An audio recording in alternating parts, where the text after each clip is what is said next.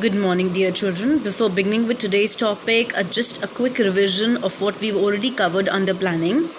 Basically, planning is the first and the primary function of management, which means thinking in advance, thinking for the future, and thinking what to do, when to do, how to do, and by whom that should be done. Basically, planning refers to where we are standing today and where we want to reach. After finishing up with the meaning of planning, we've already covered in the previous videos the various features of planning as well as the importance of planning. But today we need to understand that even after knowing the importance of planning, there are certain problems, there are certain limitations, there are certain obstacles which are associated with planning. Hence, the topic for today is the limitations of planning.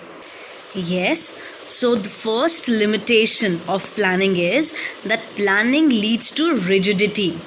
Children, here we need to understand that once plans are made to decide the future course of action, or in simple words, once the planning function has already decided how a certain task has to be achieved, the way, the procedure, or the steps have been decided to achieve a certain objective, at that time the managers may not be in a position to change them. And following pre-decided plans, following the pre-decided course of action when circumstances or the environment keeps changing, right? In other words, you can understand it this way, that at the time when environment is changing, when everything is changing in the outside world, at that time following the pre-decided plan might not bring positive results for the organization. So this kind of rigidity in planning may create difficulty. So I repeat this point once again. Planning already decides how a task has to be achieved, right? But at the same time, when the environment is changing outside, and still the managers, if they follow the pre-decided way of achieving something, that might not bring positive results for the organization, and this rigidity might create difficulty for the organization. So the next limitation of planning is that planning may not work in dynamic environment. Now children, we've already covered this point in the third chapter, the previous chapter, that business environment is dynamic. It keeps on changing every now and then. So business environment is dynamic, as there are continuously changes taking place in economic, technological, legal, social, and and all the 5 dimensions. In short, they keep changing. Some of the other changes keep happening in these environments. So it becomes very difficult for the managers to forecast these future changes. And hence, plans may fail if the changes in this business environment or any of the dimensions of business environment are very frequent. So, if the environment changes are frequent, if the if the environment is dynamic, so at times this environment consists of number of segments, and it becomes very difficult for the managers to assess the future changes in the environment. So hence, in short, we can say that if the environment is dynamic, the changes are frequent, then yes, it becomes very difficult for the managers to keep a track, to keep scanning it all the time, and their planning fails, and their planning might not work if the environment keeps changing frequently. The third limitation of planning here is that it reduces creativity, and creativity on part of the subordinates. Children, we all know that planning is done by all the managers of all the levels. Planning is a function which is not just restricted to the top level management. Rather, we covered it in the features of planning, that planning is a function which is done by top level, middle level, as well as the supervisory level. So planning is done by the managers, and subordinates are required to follow. They implement the plans. But with planning, the managers of the organization, children, they start working rigidly and they become blind followers of the plan. So if they become blind followers, they do not take any initiative to make changes in the plan, even if there are changes happening in the business environment. So this pre-decided plan, this pre-decided course of action by the superiors, which is to be implemented by the subordinates, reduces the creativity of the managers, who become blind followers of the pre-decided plan.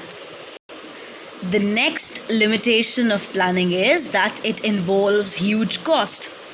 So children, we've already covered again that planning is a mental exercise. It would not be wrong if I also call it an intellectual process. So if planning process involves a lot of cost, then it is only because of the reason that it is an intellectual process, because companies hire the professional experts to carry on this process of planning, because along with the salary of these experts, the company has also to spend lot of time and money to collect the accurate facts and figures. There also cost is involved. So it is a cost consuming process. And if the benefits of planning, children, I repeat, if the benefits of planning are not more than the cost, then definitely this planning should not be carried on. So in simple words, we can understand that planning involves huge costs only because it is an intellectual process carried on by professional experts, and the cost that company bears in the form of salary of these experts, it's too much. Moreover, the facts and figures that are collected, so that is also an additional cost on the company. Hence, planning involves huge cost. Here, children, planning does not only involve huge costs, but the next limitation of planning says that it is also a time-consuming process. Now, planning process is definitely time-consuming because it takes a lot of time to evaluate all the alternatives, as in it takes a lot of time to find out the different methods of performing a particular task. And after evaluating those alternatives, deciding the best one, deciding the best alternative is a time consuming process, and lot of time is also required in making assumptions for the future, because planning is related to future and future is uncertain. Hence, whatever managers plan, it is basically on the assumptions. So making assumptions is again a time consuming process. So because of this, the action gets delayed, and whenever there is a need for prompt and immediate decision, then we have to avoid planning. So I repeat, whenever the organization is in need of prompt decision making, their planning needs to be avoided. The next limitation of planning is that planning does not guarantee success. Now here we need to understand that sometimes managers have a false sense of security that plans that have worked successfully in past, so these might work in future also. So just related to it, we have one of the principles given by F.W. Taylor, which was the first principle, and it was science not rule of thumb. So this principle explained the same thing, that managers should not believe on their past experiences, wills and wishes.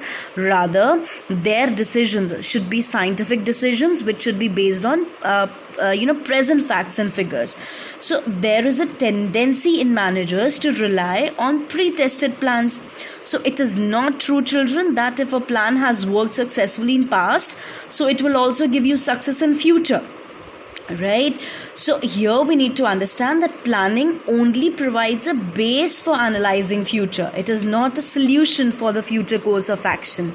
Hence, planning does not guarantee success, which means that managers should not believe on their past experiences. Rather, whatever they plan, that should be based on present facts and figures. So just a quick revision of all the limitations of planning. And needless to say, repeatedly I have been reminding, please go through NCERT, underline the keywords, because you do not get direct questions, children, in the board exam. You have to understand the concepts, understand each limitation here properly, so that you could identify which limitation is being discussed in the case study. So just a quick revision. Limitations of planning. Planning leads to rigidity. Planning does not work in a dynamic environment. It reduces creativity of the managers because they become blind followers of the plan. Planning involves huge costs just because of the professional experts. It is a time-consuming process, yes, because alternatives have to be evaluated and then one best alternative has to be chosen. Planning does not guarantee success, yes, if it is based on past experiences. Hence, planning should be based on assumptions which are made by the managers in the present for the future. So I hope everybody is going to read it through NCERT, underline the case studies. Thank you.